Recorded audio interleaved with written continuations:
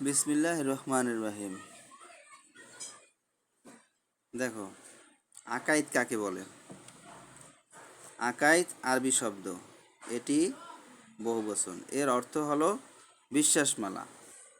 এর একবচন হলো আকিদা, যার অর্থ বিশ্বাস। ইসলামের মৌলিক বিষয়সমূহের প্রতি বিশ্বাসকেই আকাইদ বলা হয়। যেমন আল্লাহ, নবী রাসূল, ফেরেশতা, আসমানি কিতাব, আখিরাত, তাকদীর, পুনরুত্থান ইত্যাদির প্রতি বিশ্বাস স্থাপন করা।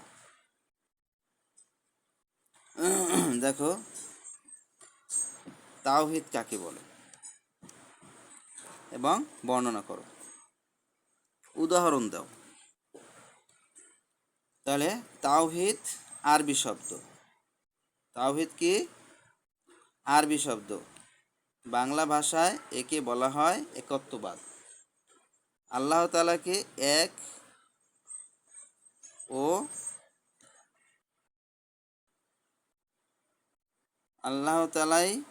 আল্লাহ তাআলাকে এক ও অদ্বিতীয় সত্তা হিসেবে বিশ্বাস করাকে তাওহীদ বা একত্ববাদ বলা হয়।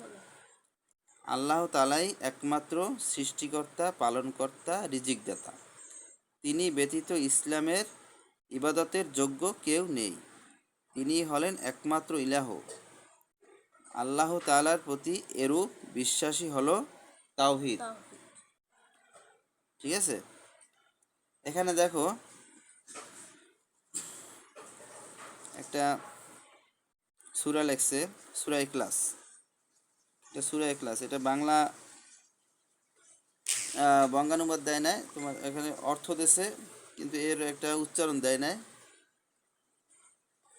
দেখো, কুল হু ওয়াল্লাহু আহাদ আল্লাহুস সামাদ লাম ইয়ালিদ ওয়ালাম ইউলাদ ওয়ালাম ইয়াকুল্লাহু কুফুওয়ান আহাদ। দেখো অর্থ কি? বলুন, তিনি আল্লাহ এক, অদ্বিতীয়। আল্লাহ কারো মুখাপেক্ষী নন। তিনি কাউকে জন্ম দেননি এবং তাকেও জন্ম দেওয়া হয়নি, এবং কেউ তাকে জন্ম দেননি, এবং তার সমতুল্য কেউ নেই। এটা হচ্ছে সূরা ইখলাসের অর্থ। আমার চ্যানেলটি সাবস্ক্রাইব করে দেবেন পরবর্তীতে এরকম আরও ভিডিও পেতে। আসসালামু আলাইকুম।